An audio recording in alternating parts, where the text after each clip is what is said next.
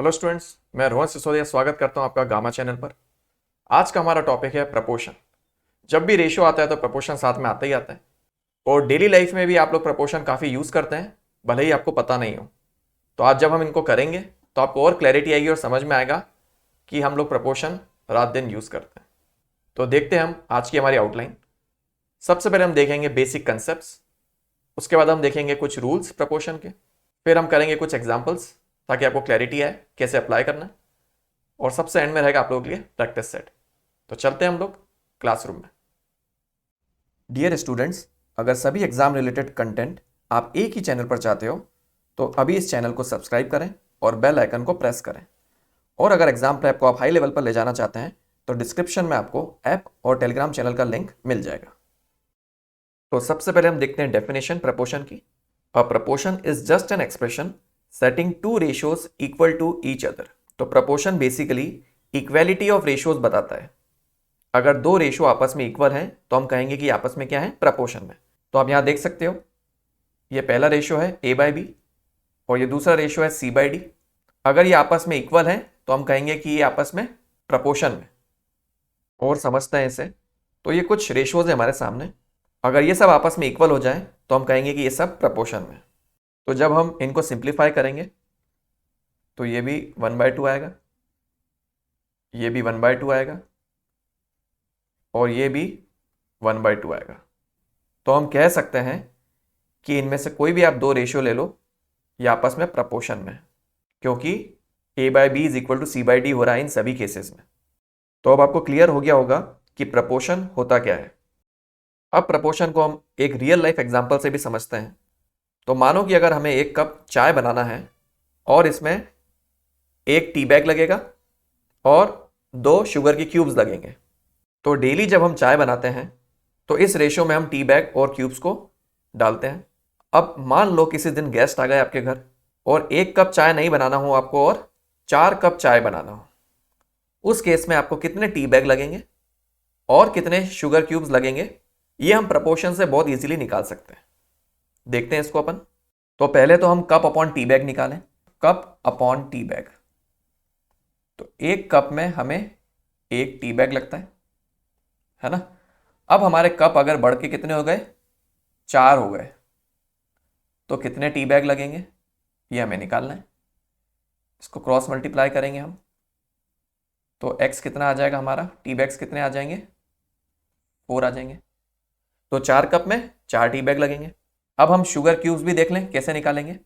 तो 1 कप में sugar cubes हमें 2 लगते हैं, 1 कप में 2 शुगर क्यूब्स लगते हैं। तो अगर 4 कप हो गए तो कितने शुगर क्यूब्स लगेंगे, इसको भी क्रॉस मल्टीप्लाई करेंगे हम। तो इस केस में शुगर क्यूब्स कितने आ जाएंगे, 8। अब अगर हम टी बैग और शुगर क्यूब्स का रेशियो निकालें तो 1 टी बैग लगता है और 2 शुगर क्यूब लगते हैं 1 कप चाय में, है ना। ये किसकी बात हो रही है, 1 कप की। तो 4 कप में क्या रेशियो रहेगा, तो क्वांटिटी अभी हमने निकाली थी कि 4 कप में टी बैग लगेंगे 4 और शुगर क्यूब्स लगेंगे 8। अब आप देख सकते हो कि क्वांटिटी डिफरेंट है बट ये प्रपोर्शन में है। जैसे ही हम इसको सिंप्लीफाई करेंगे ये वापस क्या आ जाएगा, 1/2। तो क्योंकि दोनों रेशियोज इक्वल हैं तो ये प्रपोर्शन में है। इसका मतलब 1 कप में जो आपको टेस्ट मिल रहा था 4 कप में भी वही टेस्ट मिलेगा, क्योंकि आपके जो इंग्रेडिएंट्स हैं वो सेम रेशियो में उसमें डले, वो आपस में क्या है, दोनों ही केस में प्रपोर्शन में है। तो इससे आपको अब बिल्कुल क्लैरिटी आ गई होगी। तो अब हम कुछ कंसेप्ट्स और रूल्स देखते हैं प्रपोर्शंस के। तो सबसे पहले हम देखते हैं कंटिन्यूड प्रपोर्शनल्स, ये क्या होते हैं। If A/B is equal to B/C then we say that ABC are in continued proportion. मतलब अगर A/B इक्वल हो B/C के तो हम इनको क्या बोलते हैं कि ABC जो है ये कंटिन्यूड प्रपोर्शन में, क्योंकि B जो यहाँ था डिनोमिनेटर में वहाँ पे न्यूमरेटर में आ गया। इस कंटिन्यूटी के कारण हम इन्हें कंटिन्यूड प्रपोर्शन में कहते हैं। तो आपको ध्यान रखना है कि जब भी ABC कंटिन्यूड प्रपोर्शन में होंगे तो हम लिखेंगे a by B is equal to b by c. इससे हम एक और चीज़ डिराइव कर सकते हैं, वो है बी स्क्वायर इक्वल टू ए सी, जब आप इनको क्रॉस मल्टीप्लाई करोगे। कॉन्सेप्ट 2 देखते हैं। अगर A B C continued proportion में है तो जो बी होता है इसको हम बोलते हैं मीन प्रपोर्शनल। किसका? ए और सी का। तो इसको हम लिख लेते हैं a by B is equal to b by c. ये हो गई कंटिन्यूड प्रपोर्शन की कंडीशन। और बी जो है इसे हम बोलते हैं मीन प्रपोर्शनल। किसका मीन प्रपोर्शनल है ये? ए और सी का। कॉन्सेप्ट 3 देखते हैं। अगर A B C continued proportion में है, मतलब a by B is equal to b by c, तो सी जो होता है इसे हम बोलते हैं थर्ड प्रपोर्शनल। किसका थर्ड प्रपोर्शनल है ये? ए और बी का। तो सी हो जाएगा हमारा थर्ड प्रपोर्शनल। तो अभी तीनों जो कॉन्सेप्ट देखे हमने, इनमें ए बी और सी कंटिन्यूड प्रपोर्शन में हैं। अब देखते हैं कॉन्सेप्ट 4, फोर्थ प्रपोर्शनल। तो अगर a by B is equal to C by d होता है तो इसमें हम डी को फोर्थ प्रपोर्शनल बोलते हैं। डी क्या हो जाएगा हमारा? Fourth proportional. और किसका फोर्थ प्रपोर्शनल? ए बी और सी का। तो ध्यान रखना यहाँ पे कंटिन्यूड प्रपोर्शन नहीं है, इसका स्ट्रक्चर डिफरेंट है।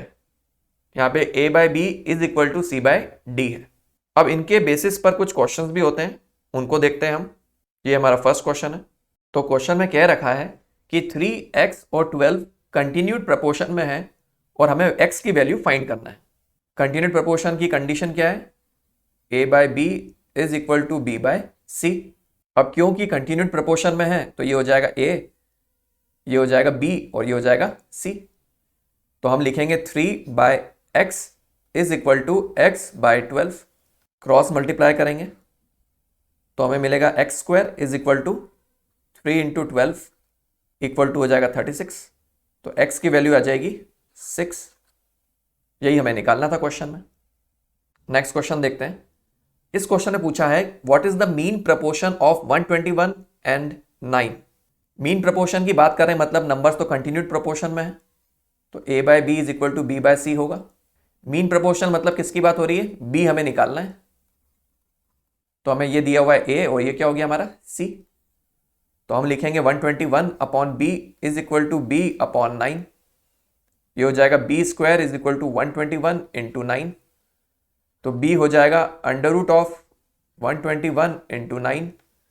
ये हो जाएगा 11 इंटू 3 इज इक्वल टू 33। हमारा आंसर आ गया। तो 121 और 9 का मीन प्रपोर्शन क्या है? 33।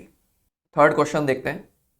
पूछा है what is the third proportion of 12 and 18। Third proportion पूछा है, मतलब ये अभी भी कंटिन्यूड प्रपोर्शन में होना चाहिए। तो इस तरीके से हम लिखेंगे a by B is equal to b by c, है ना। हमें निकालना क्या है? थर्ड प्रपोर्शन, मतलब हमें क्या निकालना है? c। तो 12 हो जाएगा a और 18 हो जाएगा b। तो हम लिखेंगे 12 upon 18 is equal to 18 upon c। 6 से कैंसिल करेंगे इसको तो ये हो जाएगा 2 बाई 3, फिर 2 1 ज़ा 2 9 ज़ा। c की वैल्यू कितनी हो जाएगी क्रॉस मल्टीप्लिकेशन पे? 3 इंटू 9 इक्वल टू 27। तो थर्ड प्रपोर्शन क्या होगा 12 और 18 का? 27। नेक्स्ट क्वेश्चन देखते हैं। पूछा है what is the fourth proportion of 3 4 और 27। अब फोर्थ प्रपोर्शन वर्ड आया है, इसका मतलब हमारा फॉर्मेट क्या रहेगा? a by B is equal to C by D.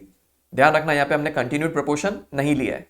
ये हो जाएगा हमारा a, ये हो जाएगा हमारा b, ये हो जाएगा c, और निकालना क्या है हमें? d निकालना है। तो 3 by 4 is equal to 27 upon d। 3 1 ज़ा 3 9 ज़ा, क्रॉस मल्टीप्लाई करेंगे अब हम, तो d हो जाएगा 4 इंटू 9 इज इक्वल टू 36। तो फोर्थ प्रपोर्शन क्या हो गया हमारा? 36 हो गया। नेक्स्ट क्वेश्चन देखते हैं। A truck requires 32 litres of diesel for covering a distance of 224 kilometre. तो 224 किलोमीटर चलने में उसको 32 लीटर्स लगते हैं। How much diesel will be required by the truck to cover a distance of 1792 kilometre. Assume क्या करना है हमें कि माइलेज है वो कांस्टेंट है। ये नहीं भी दिया हो क्वेश्चन में तो भी आपको यही अज्यूम करना है। तो माइलेज जो ट्रक का है वो तो वेरी नहीं करेगा, तो ये दोनों ही केस में सेम रहेगा। माइलेज क्या होता है? Kilometre upon litre. तो पहले केस में वो 224 किलोमीटर जाता है, कितने लीटर में? 32 लीटर में। सेकेंड केस में वो 1792 किलोमीटर जाता है, कितने लीटर में हमें नहीं पता, यही हमें निकालना है। ये हम मान लेते हैं x।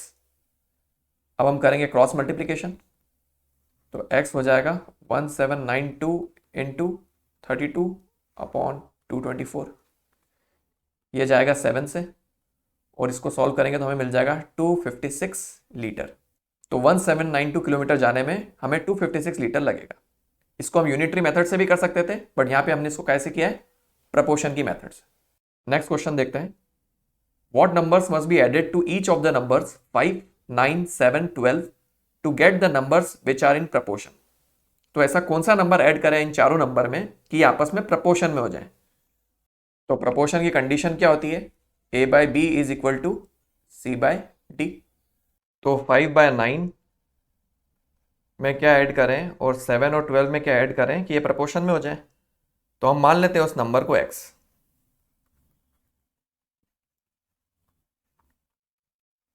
ठीक है, अब अगर अपने पास ऑप्शंस हो तो बहुत इजीली अपन ऑप्शंस को फिट करके चेक कर लें कि LHS RHS के बराबर हो, बट अगर ऑप्शंस नहीं है तो हमें इसको सॉल्व करना रहेगा।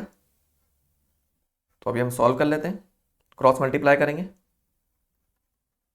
5 + x into 12 + x equal to 7 + x into 9 + x, ये हो जाएगा 60 + 5x + 12x + x² equal to 63 + 7x + 9x + x²। x² cut जाएंगे तो इक्वेशन क्या बच जाएगी हमारी, 60 + 17x इक्वल टू 63 + 16x। तो x इज इक्वल टू आ जाएगा 3। यही हमसे क्वेश्चन ने पूछा था। तो अगर हम 3 ऐड कर दें इन नंबर्स में तो ये आपस में क्या हो जाएंगे, प्रपोर्शन में। इसको हम वेरीफाई भी कर लेते हैं। तो 5 में अगर हम 3 ऐड करें, 9 में भी 3 ऐड करें, और इधर 7 में 3 ऐड करें, और 12 में भी 3 ऐड करें, तो इसको वेरीफाई कर लेते हैं। अब ये हो जाएगा 8/12 और ये हो जाएगा 10/15। तो आप देख लो ये आ जाएगा 2/3, और इसको भी जब हम कैंसिल करेंगे तो आ जाएगा 2/3। तो ये क्या हो गया आपस में, LHS और RHS, क्योंकि रेशियो सेम है तो ये हो गए प्रपोर्शन में। यही हमसे क्वेश्चन में पूछा गया था। अब है प्रैक्टिस सेट आप लोगों के लिए, जो जो आपने सीखा है उसको अप्लाई करने का टाइम है। Next 2 questions. इन सभी क्वेश्चन को अगर आप कर लो तो मुझे कमेंट सेक्शन में बताना कि आपके आंसर्स क्या हैं और कितने सही हुए। इससे क्लियर हो जाएगा कि आपको टॉपिक समझ में आ रहा है या नहीं आ रहा है। उम्मीद करता हूँ प्रपोर्शन आपको अच्छे से समझ में आया होगा। तो देखते हैं अपना quote, don't worry about the problem but worry about the solution. जब भी प्रॉब्लम आती है तो हम बहुत ज़्यादा फिक्सेटेड हो जाते हैं और प्रॉब्लम के बारे में सोचते रहते हैं, और उससे प्रॉब्लम कभी सॉल्व नहीं होता। हमें हमेशा सॉल्यूशन के बारे में सोचना है कि प्रॉब्लम तो चलो आ गया, अब क्या। अगर इस तरीके से हम सोचेंगे तो कोई भी ऑब्स्टेकल है उसको ओवरकम करते रहेंगे, अदरवाइज हर प्रॉब्लम में अटक जाएंगे और काफ़ी टाइम अपना वेस्ट कर लेंगे। तो focus on the solution, not on the problem. अगर आज का वीडियो आप लोगों को अच्छा लगे तो लाइक और शेयर जरूर करना। Thank you. तो दोस्तों, अगर आप चाहते हो कि ऐसा ही क्वालिटी कंटेंट आपको मिलता रहे जो हेल्प करे आपको आपकी एग्जाम प्रेप में, तो सर्कल में जो गामा का लोगो दिख रहा है उसको क्लिक करें और चैनल को सब्सक्राइब करें। Thank you.